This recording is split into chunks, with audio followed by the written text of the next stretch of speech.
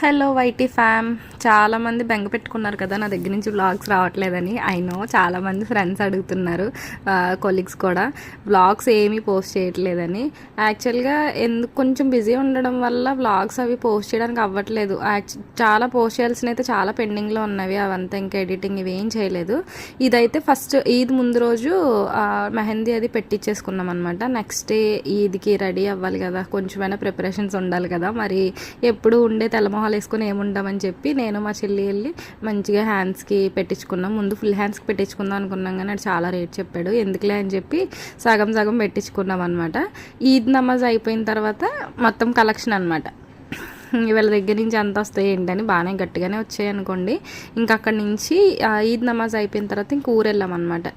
ఈ ఇయర్ ఏంటంటే ఇంటి దగ్గర చేసుకోకుండా ఇంకా వేరే రిలేషన్ ఉన్నారు, అక్కడ వాళ్ళతో కలిసి సరదాగా చేసుకోవచ్చు అని చెప్పి వేరే ఊరు వెళ్ళాము.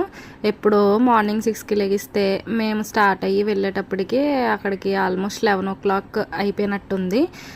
మార్నింగే కారు కొంచెం ట్రబుల్ ఇవ్వడం ఇలాగా. ఇంకా అక్కడికి వెళ్ళంగానే లేట్ చేయకుండా అన్నీ స్టార్ట్ చేసేసాం. ఫస్ట్ అయితే కీర్ కదా, మస్ట్ అండ్ షుడ్. దాని తర్వాత బిర్యానీ అది ప్రిపేర్ చేసాం. వెళ్ళగానే ఇంకా పిల్లలు ఉన్నారే చేతికైతే దొరకరు. ఇంకా అక్కడ పిల్లలు ఉన్నారు కదా, ఇంకా వాళ్ళకి ఎండగా ఉంది చల్లగా ఏమీ లేదు, ఇంకా వాళ్ళ పని వాళ్ళదే. కీర్ అయితే రెడీ అయిపోయింది వెళ్ళగానే.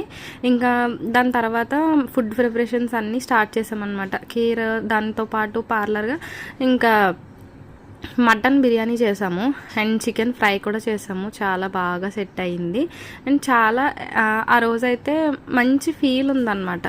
మనం ఎప్పుడు మనకు మనమే ఉండడం వేరు, ఇలా ఫెస్టివల్స్ టైంలో అయినా ఏదైనా అకేషన్ అప్పుడు ఇలా మన ఫ్యామిలీ మెంబర్స్తో అందరితో రిలేషన్ ఇంతమంది ఉంటే చాలా బాగుంటుంది. నాకైతే చాలా నచ్చింది ఆ రోజు.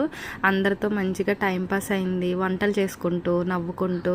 మీ అందరికీ కూడా ఇలాంటి ఎక్స్పీరియన్స్ ఎప్పుడో ఒకసారి అయ్యే ఉంటుంది, ఐ నో దట్. బట్ నాకైతే ఎప్పుడో చిన్నప్పుడు ఇలా ఉండేదన్నమాట. అప్పుడు రంజాన్కి అలా చేసేవాళ్ళం, మళ్ళీ ఇన్ని ఇయర్స్ తర్వాత ఇలాంటిది వచ్చింది. So I'm so happy. And మధ్యాహ్నం అయితే వంటంతా అయిపోయిన తర్వాత రెడీ అవుతున్నాం మేము.